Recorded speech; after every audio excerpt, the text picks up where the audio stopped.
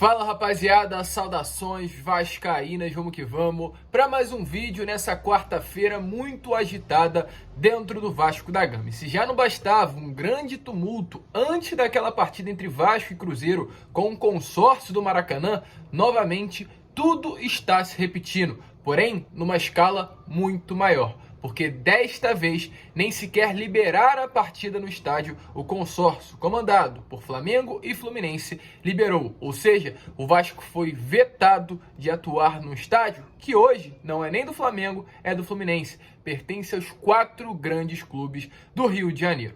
A gente vai falar sobre isso, vai esclarecer toda essa situação que chateia demais toda a torcida vascaína. O Vasco se posicionou nesta situação, mas também vamos falar sobre muitas outras novidades. Tem informações sobre o Souza, que novamente se posicionou, dessa vez num podcast aqui do YouTube, o Charla Podcast, e confirmou o desejo de retornar ao Vasco da Gama. Parece até brincadeira também essa situação. E falar também sobre treino, jogo de sexta contra o Operário. O vídeo está repleto de informações e você, torcedor vascaíno, não pode perder. Mas antes, se está chegando aqui pela primeira vez, seja muito bem-vindo. Este é o canal do Gigante, o canal do torcedor vascaíno. Se você ainda não é inscrito no nosso canal, nos ajude, se inscreva aqui embaixo. A gente quer muito chegar aos 66 mil inscritos, mas para isso precisa demais da sua ajuda. Então, se você ainda não é inscrito, se inscreva, deixe também o seu like aqui embaixo, porque é ele que vai fazer com que esse vídeo chegue a cada vez mais vascaínos dentro do YouTube. E também deixe aí embaixo o seu sininho de notificação ativado para que todos os nossos vídeos cheguem até você e você fique muito bem informado de tudo o que acontece dentro do Gigante da Colina. Tranquilo, rapaziada? Mas vamos lá, né? Sem muita enrolação, falar logo de Vasco da Gama. E antes de entrar no assunto sobre consórcio, antes de falar sobre Souza, quero trazer algumas informações importantes que vem acontecendo dentro do elenco vascaíno e atualizar você, torcedor Cruz Maltino. Tivemos novidades sobre o lateral direito Gabriel Dias. Lembrando que contra o Londrina no último sábado, lá no Estádio do Café, o Gabriel Dias saiu no primeiro tempo, no finalzinho, pois estava sentindo dores nos tendões. E realmente na segunda foi constatada uma lesão. Essa lesão teria sido confirmada através de um exame de imagem que ali trouxe, né, o diagnóstico de uma tendinopatia, uma inflamação nos tendões. Ou seja, o lateral ficará um tempinho afastado aí dos gramados, nem sequer participando das atividades no CT Moacir Barbosa. O lateral direito consegue participar. Ou seja, para essa sexta-feira, o Gabriel Dias não estará à disposição e há uma dúvida na cabeça do Maurício Souza. Quem irá começar, o Everton ou o Leonardo Matos? Por ordens de prioridade, porque realmente, e por a gente ver realmente, né, aliás, o que vem acontecendo, a grande maioria acredita que a titularidade será dada ao Everton, porque ele é quem entra, ele é quem está sendo relacionado para as partidas, mas assim, mesmo que pequenas, as possibilidades do Leonardo Matos começar e ter essa oportunidade pela primeira vez como titular do Vasco nesta Série B do Campeonato Brasileiro. Confirmado que ele está de fora, agora é esperar que ele possa se recuperar o mais rápido possível e estar disponível para a partir do dia 29 de junho contra o Novo Horizontino na próxima quinta-feira. Além do Gabriel Dias, uma informação importante também sobre outro atleta do elenco vascaíno. Nenê, camisa 10, já foi capitão nessa Série B, ontem não participou das atividades no CT Moacir Barbosa, esteve de fora dos treinamentos. Grande motivo, ele teve um evento aqui nas areias de Copacabana, no Rio de Janeiro, um evento do PSG, e ele acabou sendo liberado pela diretoria Cruz Maltina, pediu a liberação e a diretoria liberou. Com isso ele não participou, mas hoje já esteve presente aí nas atividades comandadas pelo atual técnico Maurício Souza no CT Moacir Barbosa, já visando essa partida da próxima sexta-feira contra o Operário de Ponta Grossa em São Januário. Ingressos esgotados, expectativa de São Januário lotado, Caldeirão pulsando e empurrando o Vasco em busca de mais uma vitória. Tá na expectativa? Acha que quem deve ser o titular? O Everton ou o Leonardo Matos? Deixa aí nos comentários que realmente quero saber a sua opinião. Tranquilo, rapaziada? Mas vamos seguir, porque o vídeo está repleto de novidades e a gente não pode perder muito tempo. Antes de entrar no assunto do Souza, quero falar sobre o assunto que saiu agora há pouquinho, por volta ali das 5h15 da tarde, sobre a situação no Maracanã. É impressionante o que vem acontecendo entre Vasco e consórcio do Maracanã.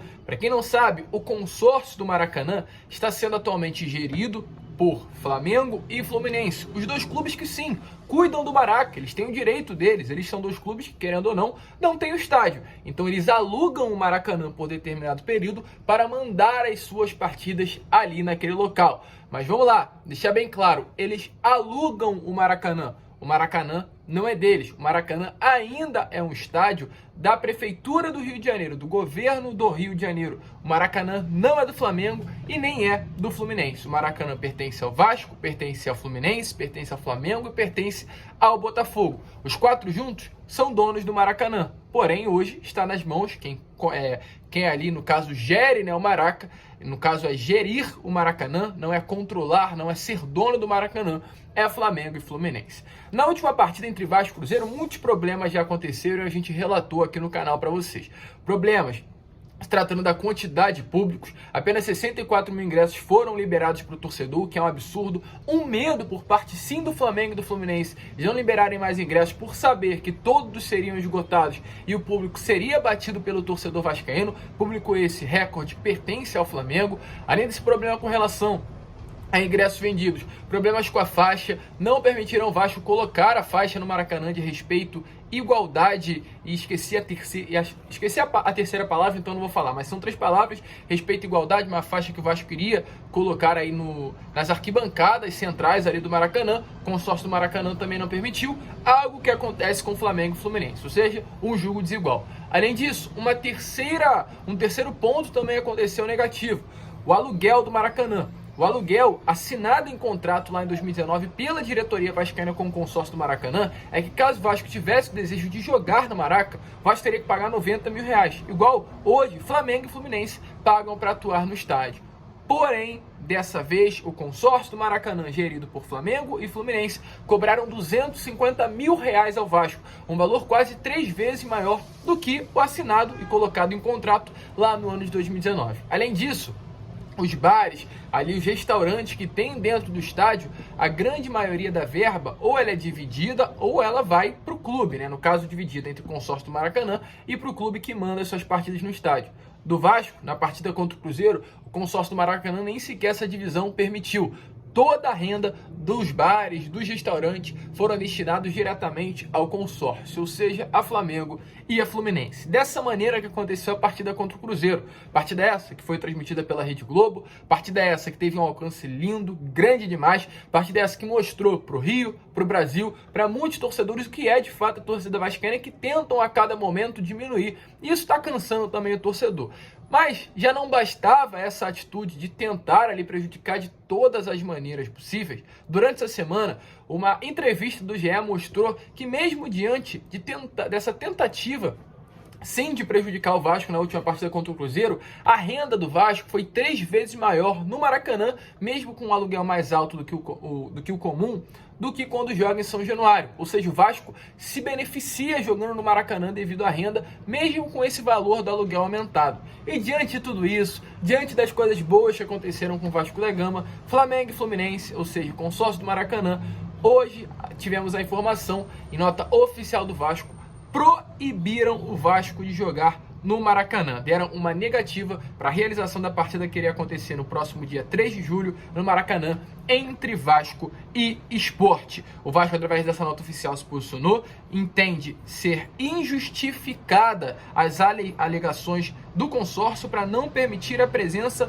do Vasco. E, além do mais, espera que o mesmo consórcio do Maracanã reveja a sua posição quanto a esta negativa. Só para explicar para vocês e esclarecer a situação, segundo um consórcio do Maracanã, o consórcio, aliás, alega que já há um jogo marcado para o sábado, a menos de 24 horas. O Fluminense estará em campo contra a equipe do Corinthians no Maracanã no sábado e o Vasco entra em campo no domingo. O Fluminense entra em campo na parte da noite e o Vasco na parte da tarde. Ou seja, teria um período de menos de 24 horas para o gramado ali, né? Realmente respirar. Vamos lá, trazendo para o português mais claro. O gramado respirar, não teria tempo suficiente. Isso poderia acabar sendo prejudicial à qualidade que hoje esse consórcio do Maracanã preza para o gramado do Maraca. Inclusive, em nota, diz o seguinte, abre aspas, inviabiliza o cumprimento do prazo mínimo recomendado para a manutenção da qualidade do gramado. Devido a isso, o consórcio proibiu a partida entre Vasco e Sport. Vamos lá. É algo sim que dá para justificar, é uma justificativa, na minha opinião, plausível. tem que sempre prezar pela qualidade do gramado, mas também não funciona dessa maneira. Volto a repetir, quem comanda o Maraca hoje é sim Flamengo e Fluminense, mas o Maraca é do Vasco, o Maraca é do Botafogo, o Maraca é do Rio de Janeiro. Enquanto essa palhaçada, porque isso pra mim, com todo respeito, é uma palhaçada que estão fazendo com o Vasco, vai continuar essa bagunça que hoje está na nossa federação, essa bagunça que hoje está no futebol do Rio de Janeiro, pois dois clubes, e acredito que nem sequer o Fluminense, mas o Flamengo, mandam e desmandam no que quer. Manda e desmanda no que quer e tenta sempre ser superior e diminuir os outros. É isso que está acontecendo dessa vez com o Vasco, como já aconteceu com vários outros clubes, não somente do Rio, mas do futebol brasileiro, diante dessa tentativa de superioridade por parte do rival. E agora até no Maracanã eles querem mandar, sendo que nem sequer donos do Maracanã eles são. É chato demais vir aqui falar isso, é chato demais vir reclamar de algo que é também do Vasco da Gama, mas foi a palavra, foi aí o posicionamento por parte, né, do consórcio, alegando que não terá como ser realizada a partida entre Vasco e Sport no Maraca. O Vasco quer uma outra justificativa plausível desse fato. A gente vai estar de olho e vai trazer para vocês. Por enquanto é isso. Muitas águas com certeza ainda irão rolar nessa confusão grande que está acontecendo entre Vasco, Fluminense e Flamengo. Ou seja, entre Vasco e o consórcio do Maracanã.